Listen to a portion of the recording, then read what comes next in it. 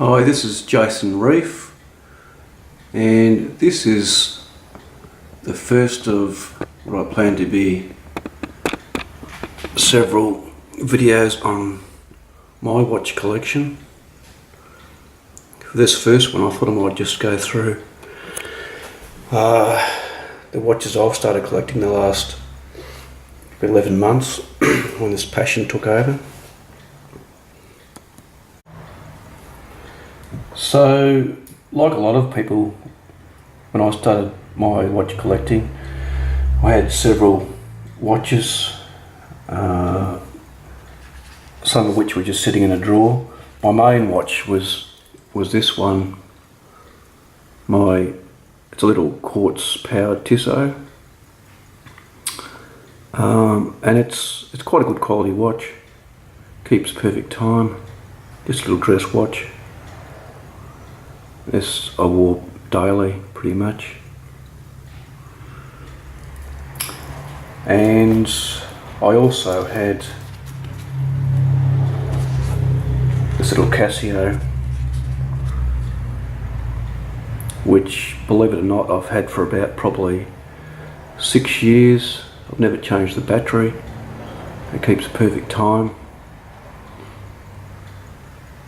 And that was a watch I used for any sort of rough and tumble activities.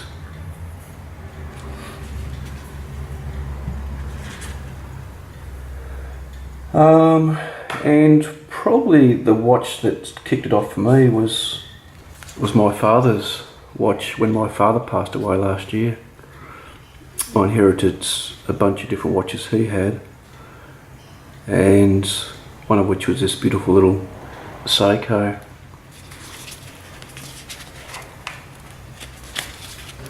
It's a Seiko Seahorse. It's just a manual wind, but it keeps pretty good time, and I've put on this nice lizard skin strap. You can see this little engraving in the back there. It's quite pretty.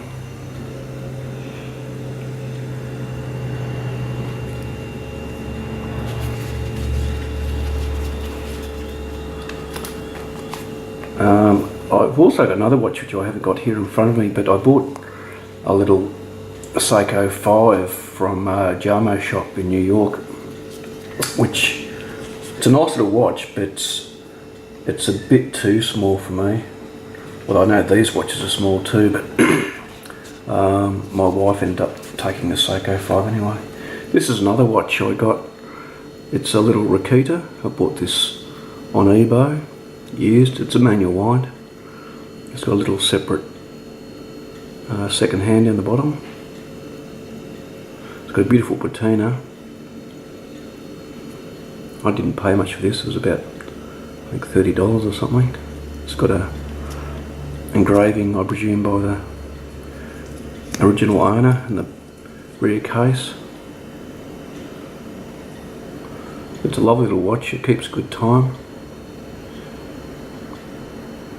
And I put it on a ostrich skin print strap.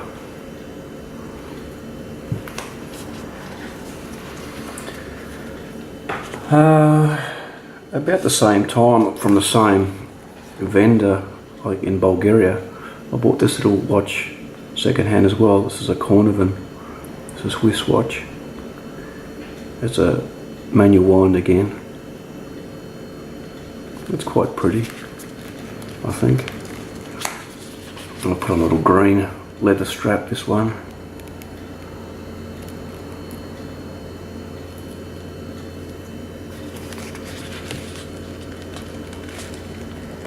It does run a little bit fast, this one, but it's okay.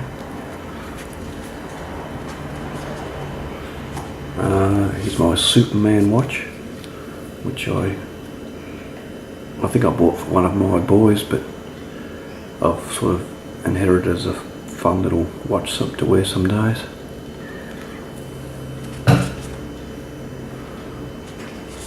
And this, of course, is my Vostok. I'll one of my Vostoks.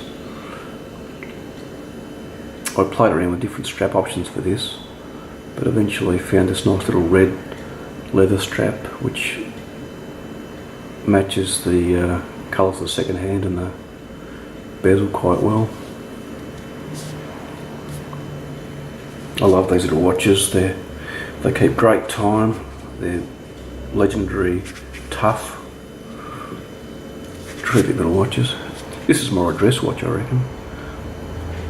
Although it's rated 200 metres water resistance. It's a really tough little watch.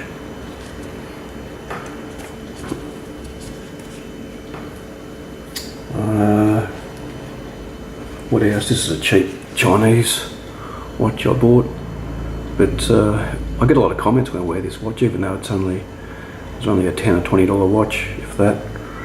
But from a distance, it looks quite striking, I think. And being a quartz, it keeps perfect time.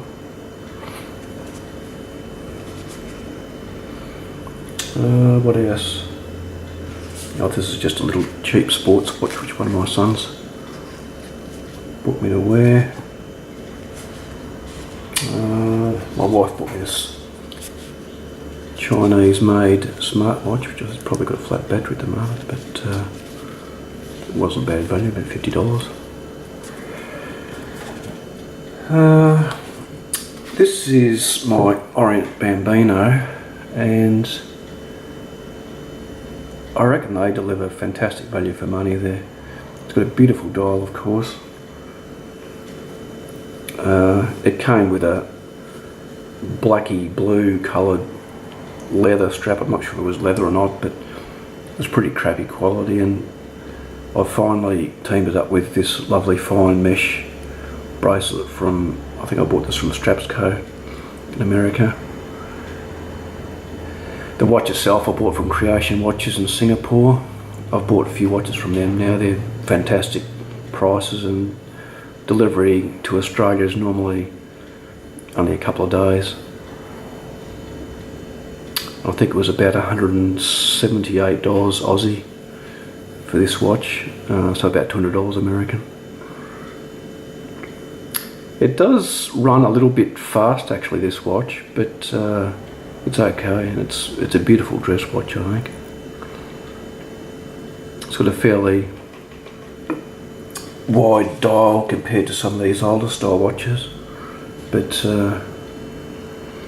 I've got a 7.5 inch wrist, so it suits my wrist quite well.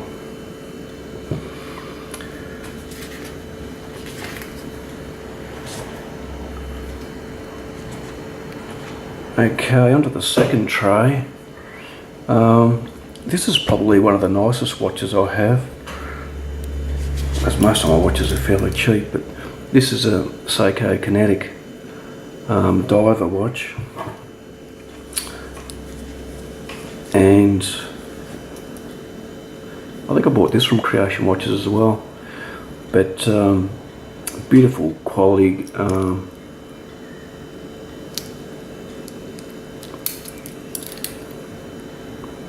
Well, for the money, I think it's beautiful quality. It's solid in links in the bracelet.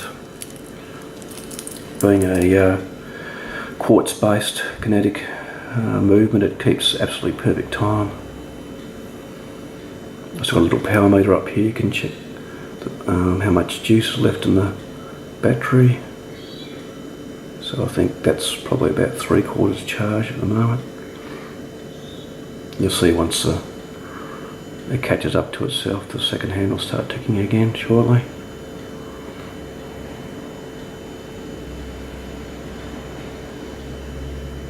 There it goes. The bezel action on this is just the smoothest of any watch I've experienced. It's just beautiful.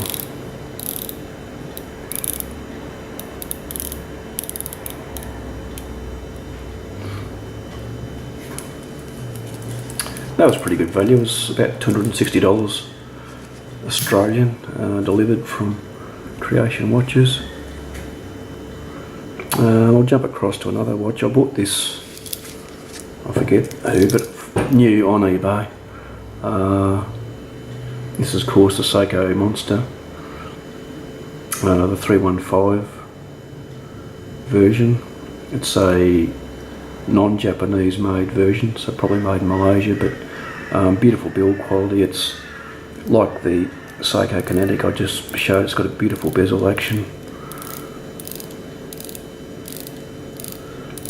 It's a automatic, of course. Keeps great time. It's hand windable and hackable.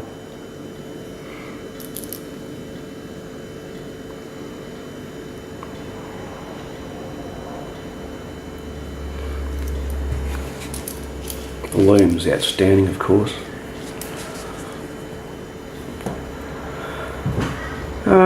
This is my Casio Duro I bought. These, of course, are a fairly cheap watch. This was about, I think, $79 Australian plus delivery, so less than $100 delivered. It came with a rubber dive strap, but I've put it on the NATO at the moment. It's already got a slight scratch in the bezel, unfortunately, but it's a great cheap watch and 200 metres water resistant. It's a great buy, I reckon. It's a fairly large face again, but I think it's about 42mm, but it suits my wrist well. This is another cheap Chinese watch I bought. It's a Cronin Sewn. You can pick these up on eBay for about $50 or so. This one came with a bracelet, which is pretty poor quality. But again, this is one of these watches. From a distance, it looks quite nice. It's quite pretty. It's got days of the week here. It's got a hand indicating 24 hours, so you can tell it's, well, it's 20 past 11 now, so you can tell it's AM. And then right here it's got a date indicator. It is hand windable, this. It's an automatic movement, it is hand windable. And it keeps okay time. When you look at it a bit close, you can see that it actually isn't solid stainless steel. It's over a brass case. I think you can see a bit of the brass coming through here, but you know, for $50 it's not a bad little watch.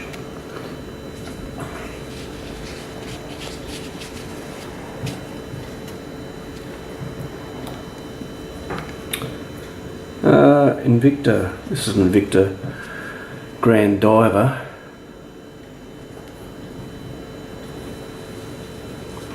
And these are, of course, quite massive.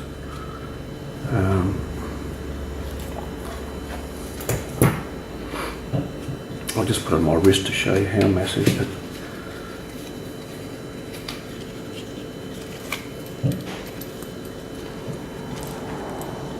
so that's on a 7.5-inch wrist there. Quite massive, but the quality is actually pretty good. This watch was about 170, 180 Aussie dollars, but it's got a fantastic Seiko movement in it, which I think is an NH35. Keeps great time. It's silky smooth if you wind it. The loom's okay.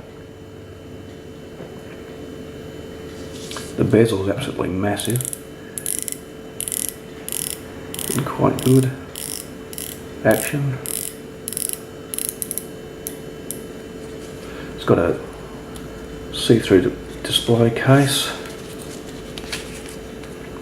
Now this watch comes with a OK bracelet, but I've put it on the NATO now because it cuts down the weight of the watch, because even without the bracelet it's quite a heavy watch, but taking that bracelet off cuts it down to a manageable level. But I think it's quite a nice watch. So don't believe everything you hear about Invicta. I reckon they're a fantastic value for money. This is 300 metres water resistant, allegedly. I haven't tried it down to 300 metres.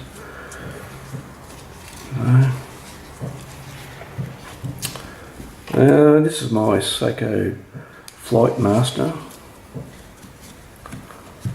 which I got after seeing all the other reviews about it online, especially from the urban gentry. And it is a lovely watch. It's got a quite nice bracelet, as you can see. I've tried it with various other NATOs, etc. But I'm back to the bracelet again. I guess on receiving this, I was a little bit disappointed by the size of the watch. It is a relatively small face, possibly a tad too small for my wrist, but it's okay. I can see why TGV likes it, because I think he's got an extremely small wrist. That probably suits him better, but it still looks very nice. And that yellow hand is quite striking.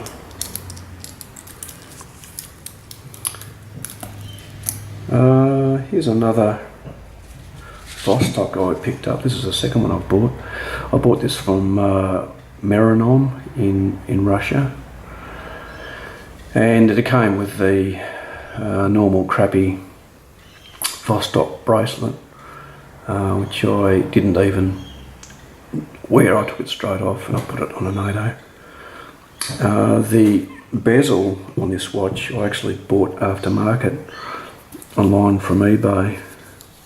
I think it might be a ceramic bezel, but I was astonished how easy it was to fit. It's basically just a matter of getting a flat-bladed knife and flicking the old bezel off and clicking the new one on. So it doesn't click, this one as such. It's bi-directional, and but I think it looks quite pretty, the dark blue bezel on the black face. I reckon they're awesome, these Vostok watches. This one's got 22mm lug width compared to the other one, which is only 18, so it's a bit better size for me. This watch I might take to Vietnam in my upcoming trip. I just want a tough watch I can wear each day, and it's going to take everything that'll be dished out to it.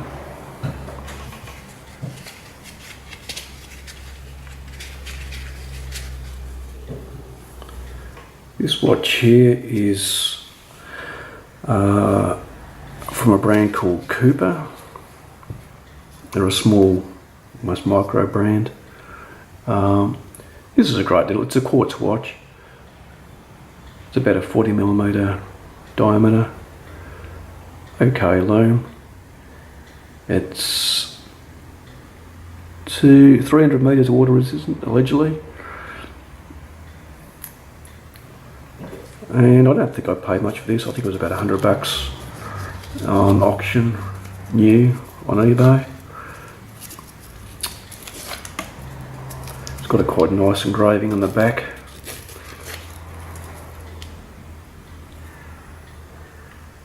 With the SAS logo. I don't know how many SAS have ever worn this watch, but it's quite a nice little watch. I use this at night if I'm working sometimes.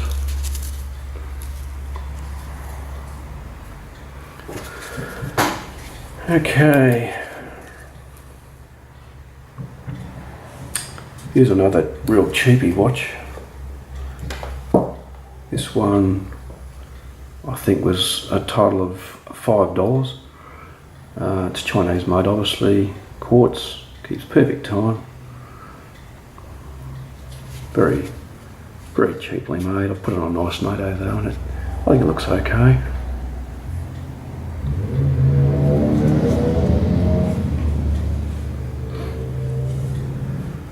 Getting towards the end. This is a Citizen Aviator watch, and these are awesome value for money, I reckon. It's a eco drive, quartz movement, so it keeps perfect time. I've put on a nice NATO strap, but it comes with a super high quality leather strap actually, but it's very thick. But as it's sort of getting warmer in Brisbane at the moment, entering our summer, I tend to ditch the leather straps and go for a NATO or something else. But these are great value for money. I think I bought this from creation watches in Singapore as well, online. And this was only about $120 or $30 Australian. It's 100 metres water resistant, I think, this watch. But I think it's quite lovely. Massive crown.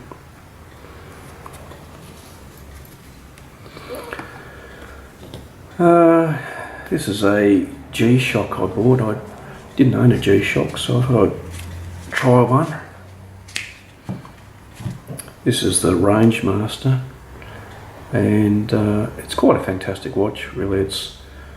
It shows elevation, temperature, and alright, that's a stopwatch.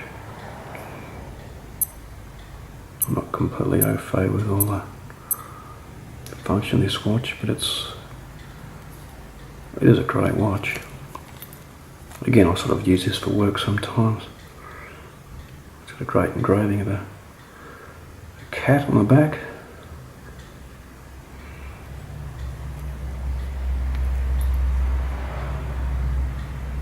Now here we go, this button here, that's altitude. It's saying minus 47 metres. Don't know how accurate that is. Compass. And barometer. Barometric pressure.